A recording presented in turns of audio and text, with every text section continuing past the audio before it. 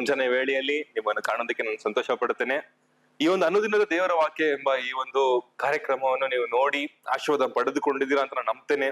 ಯಾಕಂದ್ರೆ ಈ ಒಂದು ಕಾರ್ಯಕ್ರಮ ನಮ್ಮಿಂದ ಆದದ್ದಲ್ಲ, ಅದು ದೇವರ ಆಲೋಚನೆಯಿಂದ ಆದದ್ದು. ಇದನ್ನು ನೋಡುವ ಒಬ್ಬೊಬ್ಬರು ನೀವು ಈ ಒಂದು ದಿನದ ಆಶೀರ್ವಾದ ನೀವು ಪಡೆದುಕೊಂಡಿದ್ದೀರಾ ನಾನು ವಿಶ್ವಾಸಿಸ್ತೇನೆ. ನೀವು ಆಶೀರ್ವಾದ ಪಡೆದುಕೊಂಡಿರೋದನ್ನ ನೀವು ಕರೆ ಮಾಡಿ ನಮಗೆ ತಿಳಿಯಪಡಿಸಬೇಕೆಂದು ನಿಮ್ಮಲ್ಲಿ ವಿನಂತಿಸುತ್ತೇನೆ. ಈ ಒಂದು ದಿನದ ವಾಕ್ಯಕ್ಕೋಸ್ಕರ ನಾವು ಓದಿಕೊಳ್ಳೋಣ.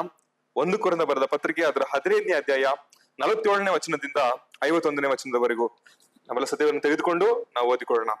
ಮೊದಲನೇ ಮನುಷ್ಯನು ಭೂಮಿಯೊಳಗಿಂದ ಉತ್ಪನ್ನನಾಗಿ ಮಣ್ಣಿಗೆ ಸಂಬಂಧಪಟ್ಟವನು.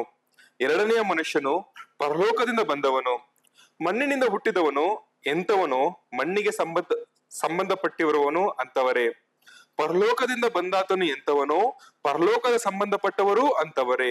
ನಾವು ಮಣ್ಣಿನಿಂದ ಹುಟ್ಟಿದವನ ಸ್ವರೂಪವನ್ನು ಧರಿಸಿಕೊಂಡಿರೋ ಪ್ರಕಾರ ಪರಲೋಕದಿಂದ ಬಂದಾತನ ಸ್ವರೂಪವನ್ನು ಧರಿಸಿಕೊಳ್ಳಬೇಕು. ಸಹೋದರರೇ, ನಾನು ಹೇಳುವುದೇನೆಂದರೆ, ರಕ್ತ ಮಾಂಸವು ದೇವರ ರಾಜ್ಯಕ್ಕೆ ಬಾಧ್ಯವಾಗಲಾರದು. ಲಯವಾಗುವ ವಸ್ತು ನಿರಳಯ ಪದವಿಗೆ ಬಾಧ್ಯವಾಗುವುದಿಲ್ಲ. ಕೇಳಿರಿ, ಇದುವರೆಗೆ ಗುಪ್ತವಾಗಿದ್ದ ಸಂಗತಿಯನ್ನು ನಿಮಗೆ ತಿಳಿಸುತ್ತೇನೆ. ನಾವೆಲ್ಲರೂ ನಿದ್ರೆ ಹೋಗುವುದಿಲ್ಲ, ಆದರೆ ಕಡೆ ತುತ್ತೂರಿ ಧ್ವನಿ ಆಗುವಾಗ ನಾವೆಲ್ಲರೂ ಒಂದೇ ಕ್ಷಣದಲ್ಲಿ ರೆಪ್ಪೆ ಬಡಿಯುವರಷ್ಟೊಳಗೆ ಮಾರ್ಪಡುವೆವು.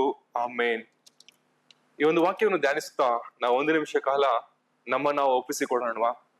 ಈ ಒಂದು ವಾಕ್ಯವನ್ನು ಈಗ ಓದಿದ್ ಮಾತ್ರವಲ್ಲ, ನಾವು 1 ನಿಮಿಷ ಕಾಲ ನಾವು ನಮ್ಮೊಂದು ಸಮಯವಿರುವಾಗ ಈ ದಿನದಲ್ಲಿ ಈ ಒಂದು ವಾಕ್ಯವನ್ನು ನಾವು ಧ್ಯಾನಿಸಿ ನೋಡೋಣ. ಇಲ್ಲಿ ಪೌಲನು ಒಂದು ಗುಪ್ತ ವಿಚಾರವನ್ನು ಅದನ್ನು ತಿಳಿಸಿಕೊಡುತ್ತಿದ್ದಾನೆ.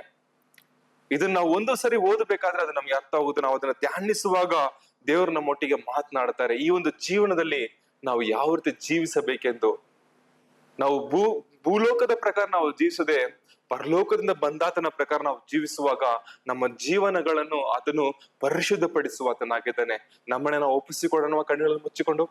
ಅಪ್ಪ ಪರಿಶುದ್ಧನು, ನೀತಿ ಸ್ವರೂಪನು, ಸರ್ವಶಕ್ತನು, ತಂದೆಯಾದ ದೇವರ ರಾಜ, ಈ ಒಂದು ಬೆಳಗ್ಗೆ ಸಮಯಕ್ಕಾಗಿ ನಿಮ್ಗೆ ಸ್ತೋತ್ರ ಮಾಡ್ತೇವೆ ರಾಜ ಕರ್ತನೆ. ಎಸಪ್ಪ, ನಮ್ಮ ಆತ್ಮಗಳನ್ನು ರಾಜ ಅಪ್ಪ ನಿಮ್ಮ ಸನ್ನಿಧಿಗೆ ಒಪ್ಪಿಸಿ ಕೊಡ್ತೇವೆ ರಾಜ ಕರ್ತನೆ. ಎಸಪ್ಪ ಅಪ್ಪ ಕರ್ತನೆಯಪ್ಪ, ನೀವು ಶುದ್ಧಪಡಿಸಬೇಕೆಂದು ಪ್ರಾರ್ಥನೆ ಮಾಡ್ತೇನೆ ಕರ್ತನೆ. ಅಪ್ಪ ಕರ್ತನೆಯಪ್ಪ ರಾಜ, ಈ ಒಂದು ಹೃದಯದಿಂದ ಹೊರಡುವ ಕಾರ್ಯಗಳು ರಾಜ್ಯ ಕರ್ತನೆ ಅದು ನಿಮ್ಮನ್ನು ಪ್ರತಿಬಿಂಬಿಸಬೇಕೆಂದು ನಾವು ಪ್ರಾರ್ಥನೆ ಮಾಡ್ತೇವೆ ರಾಜ್ಯ ಕರ್ತನೆ. ಎಸಪ್ಪ ಅಪ್ಪ ಕರ್ತನೆಯಪ್ಪ ರಾಜ, ನಾವು ಒಬ್ಬೊಬ್ಬರನ್ನು ಕರ್ತನೆ ರಾಜ ಕರ್ತನೆ ನಾವು ಒಪ್ಪಿಸಿ ಕೊಡ್ತೇವೆ ರಾಜ್ಯ ಕರ್ತನೆ. ಒಮ್ಮನಸ್ಸನ್ನ ಒಪ್ಪಿಸಿ ಕೊಡ್ತೇವೆ ರಾಜ್ಯ ಕರ್ತನೆ. ಎಸಪ್ಪ ನಿಮ್ಮ ಆತ್ಮನು ಕರ್ತನೆ ನಮ್ಮನ್ನು ನಡೆಸಲಿ ಎಸಪ್ಪ ಕರ್ತನೆ. ಈ ಒಂದು ಭೂಲೋಕದಲ್ಲಿ ಜೀವಿಸುವಾಗ ರಾಜ್ಯ ಕರ್ತನೆ, ಈ ಒಂದು ಭೂಲೋಕದ ಕಾರ್ಯಗಳಿಗೆ ಕರ್ತನೆ ರಾಜ ನಮ್ಮನ್ನು ನಾವು ತೊಡಗಿಸಿಕೊಳ್ಳದಂತೆ ರಾಜ, ನಿಮ್ಮ ಆಲೋಚನೆ ಪ್ರಕಾರ ನಾವು ನಡೆಯುವಂತೆ ನಮ್ಮನ್ನು ಬಲಪಡಿಸಬೇಕೆಂದು ಪ್ರಾರ್ಥನೆ ಮಾಡ್ತೇನೆ ಎಸಪ್ಪ.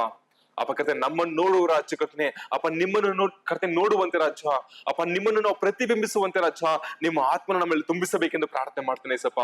ಅಪ್ಪ ನಮ್ಮ ಕಾರ್ಯಗಳನ್ನು ಒಪ್ಪಿಸಿಕೊಡ್ತೇವೆ ರಾಜ್ಯ. ಈ ದಿನ ನಾವು ಹಾಡುವ ಮಾತುಗಳು, ನಾವು ಮಾಡುವ ಆಲೋಚನೆಗಳು, ನಾವು ಮಾಡುವ ಕೆಲಸಗಳು ಎಲ್ಲವನ್ನು ರಾಜ್ಯ ನಿಮ್ಮ ಸನ್ನಿಧಿಗೆ ಒಪ್ಪಿಸಿಕೊಡ್ತೇವೆ ಕರ್ತನೆ. ನೀವು ನಮ್ಮ ಕರ ಬಿಡದೆ ನಡೆಸಬೇಕೆಂದು ಪ್ರಾರ್ಥನೆ ಮಾಡ್ತೇನೆ ರಾಜ್ಯ. ಇದನ್ನು ಕೇಳುತ್ತಿರುವ ಒಬ್ಬೊಬ್ಬರನ್ನು ಬಲಪಡಿಸು ರಾಜ್ಯ. ಯೇಸುವಿನ ನಾಮದಲ್ಲಿ ಪ್ರಾರ್ಥಿಸ್ತೀನಿ, ಜೀವಳ ತಂದೆಯೇ, ಆಮೇನ್. ದೇವರು ನಿಮ್ಮನ್ನು ಆಶೀರ್ವದಿಸಲಿ. ನೀವು ನಿಮ್ಮ ಕರವನ್ನು ನೀವು ದೇವರಿಗೆ ಒಪ್ಪಿಸಿಕೊಟ್ಟಾಗ ಆತನು ತಂದೆಯಾದ ದೇವರು ನಿಮ್ಮ ಕರ ಬಿಡದು ಆತನ ನಡೆಸುವಾತನಾಗಿದ್ದಾನೆ. ದೇವರು ಆಶೀರ್ವದಿಸಲಿ. ಆಮೇನ್.